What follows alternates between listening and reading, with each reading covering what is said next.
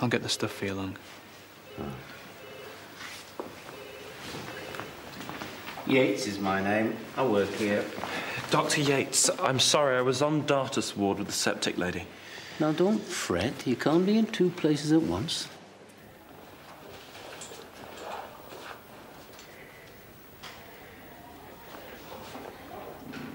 You still haven't told your daughter it's cancer, have you? No, I haven't. She'll be here any minute. Don't reckon I'm in her good books lately. I told the padre to sling his hook.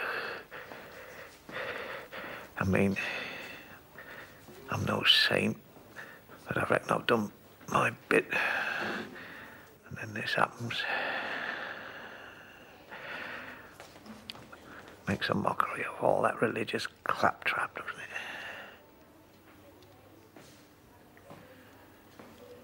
If it's easier, Alf, I can tell her. No.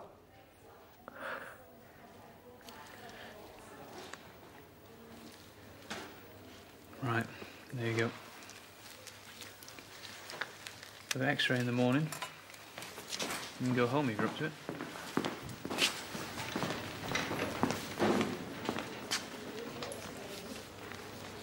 Home tomorrow, eh, Dad? Ah. Just a touch of the old trouble, eh, Doc? I'll leave you to it.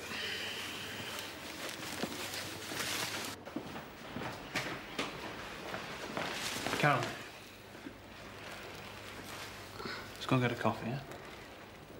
Okay. The leak must have originated from this hospital. I've as much right to confidentiality as any other patient. Whoever is responsible will be severely disciplined. We'll be taking advice as to whether we need to contact any of your patients for testing.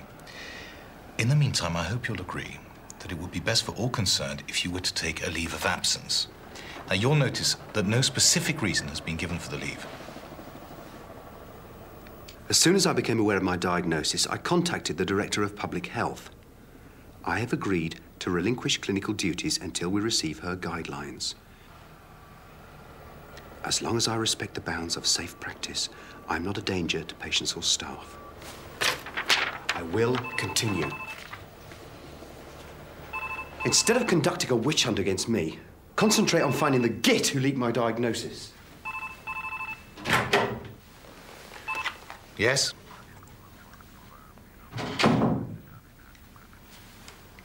Double time for catering staff over Christmas is out of the question. Well, doctors and nurses can make do with what they find in the vending machines. Okay? Mr. Doherty, how lovely to see you. Coffee, tea? No, thank you. You may have inadvertently received the impression that your retirement would have been welcomed by this administration. A young man has died, and we must provide financial support for his widow and his orphan daughter. Now, that is money you would have used to fund my successor. No, Mr. Tennant. I wish no part in your brave new world.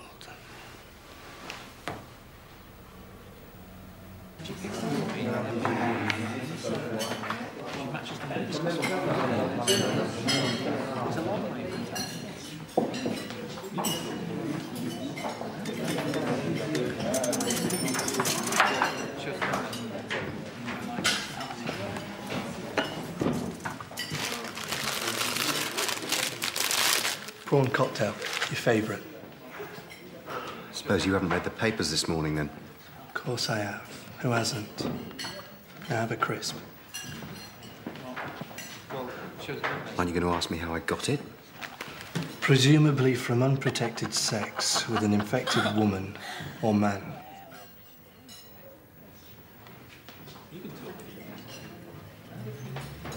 How long have you known about my social life? Medicine's such a conservative community. Coming out would ruin your career. Why should I have made it harder for you than it already was? Now you gonna have a ruddy crisp or what?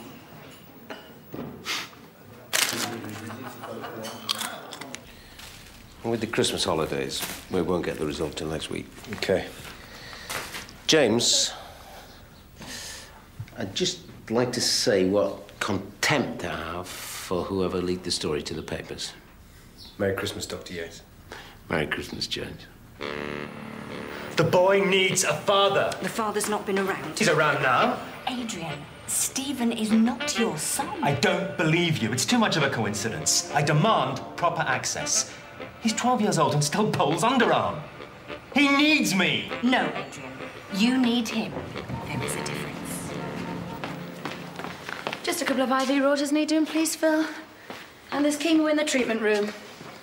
I'd never drawn up chemotherapy before. It had gone 5 when it was ordered. The on-call pharmacist says she won't draw it up unless it's an emergency service. Try telling that to the patient. Chemotherapy is drawn up by specially trained pharmacists wearing more protective clothing than an American footballer. You can argue policy till you're blue in the face. In the end, it's the patient that suffers. I'll give it now. Thanks, Andrew. Ready? The patients are put to sleep, then brought to the operating table. I cut them open, fix what's wrong inside, and then zip, sew them up again. How much did it bleed? Oh, lots. When the blood gets this high, we all have to get into a special boat and do the operation in there. I bet you're really scared of blood. I'm not. I think if someone took some blood from you, you'd be a real softie. Would not?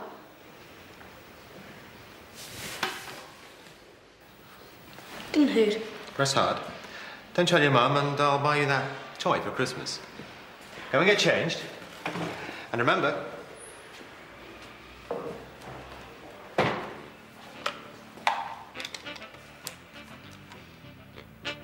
This is Mr. DeVries. Could you run off a blood group for me, please? All right, Trouble. What's the matter with your arm? Nothing. Right.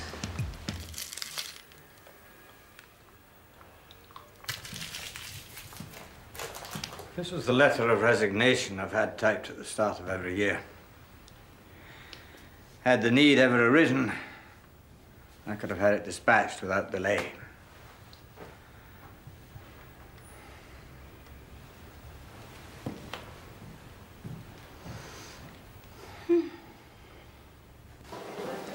That girlfriend of yours is a bit skinny, isn't she? You must enjoy the sound of bones cracking.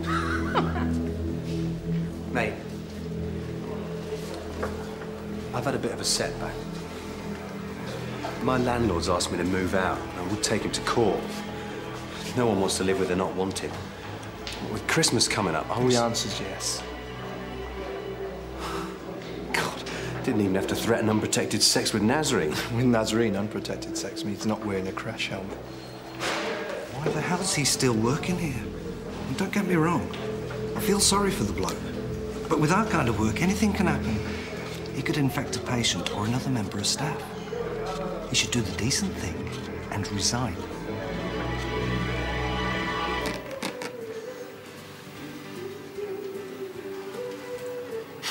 Christmas in plaster. I should be out there getting plastered. I've normally worked. My parents are divorced, so spending Christmas with one rather than the other just causes massive rows. Seems this place was the only family I had. Dan's already got loads of presents.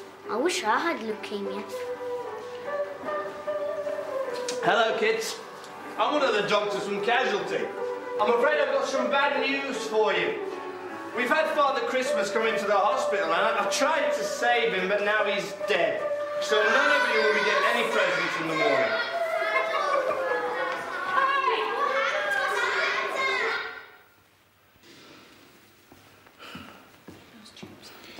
He's just come up from Casualty.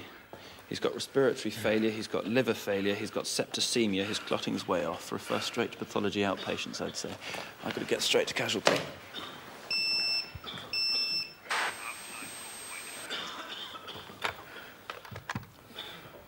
Dr. Collin? Alison? Is it?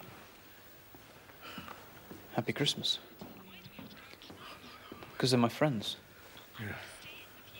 I don't think it's asking too much for us to go out once in a blue moon. Yeah, well, I'm going to go whether you like it or not.